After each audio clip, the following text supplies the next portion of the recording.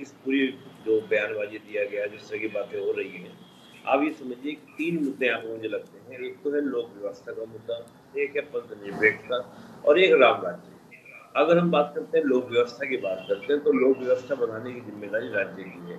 अगर राज्य सरकार को ऐसा लगता है कि ऐसा कुछ दंगे होने की संभावनाएँ हैं, तो मुझे लगता है राज्य सरकार को ये भी जानकारी होगी कि कौन दंगे करने वाले हैं, तो प्री एक्शन लेकर सरकार उनको अरेस्ट कर सकती है, इसमें कोई दो राय नहीं है।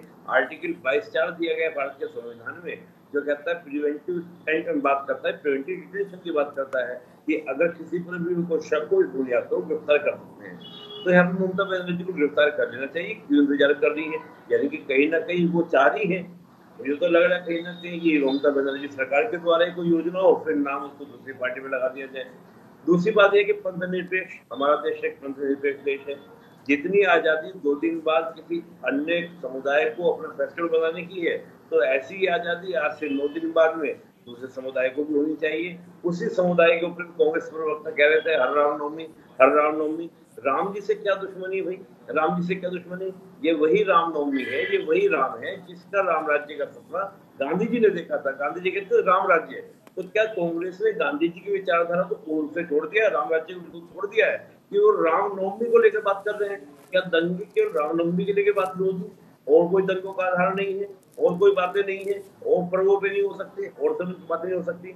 तो मैं ये मानता हूँ कि इस तरह का बयान देते समय थोड़ा सोचना चाहिए कि आप किस प्रकार के पद पर हैं। और ये तो पूरा देश जानता है, बंगाल के अंदर मैं देखिए ज़्यादा बड़ी बातें नहीं, सांसदों पर अटैक हुआ, ठीक है हम मान लें पॉलिटिक्स में, लेकिन आप देखें कि जो आपकी सेंट्रल एजेंसीज हैं उनके ऊपर अटैक हो जाना, ईडी के ऊपर अटैक हो जाना, सीबीआई के ऊपर अटैक हो जाना, कितना मनोबल बढ़ चुका है वहां पर गुंडों का कि वो इस प्रकार का हमला कर देते हैं। और आपको याद होगा जब राज्यपाल था वहां पर जगदीप धनखड़ जी, उनके काफिले तक पर भी हमले हुए थे। तो अगर हम इस प्रकार की चीजें देखते हैं, संदेश खाली का मुद्दा देखते हैं, तो ये मुद्दा वाकई में हर भारतीय के लिए एक चिंता का विषय बनता है।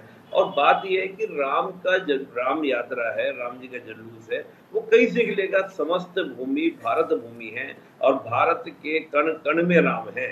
तो राम की यात्रा कहीं से भी निकल सकती है, कहीं भी जा सकती तो है। मुझे और लगता है कि राम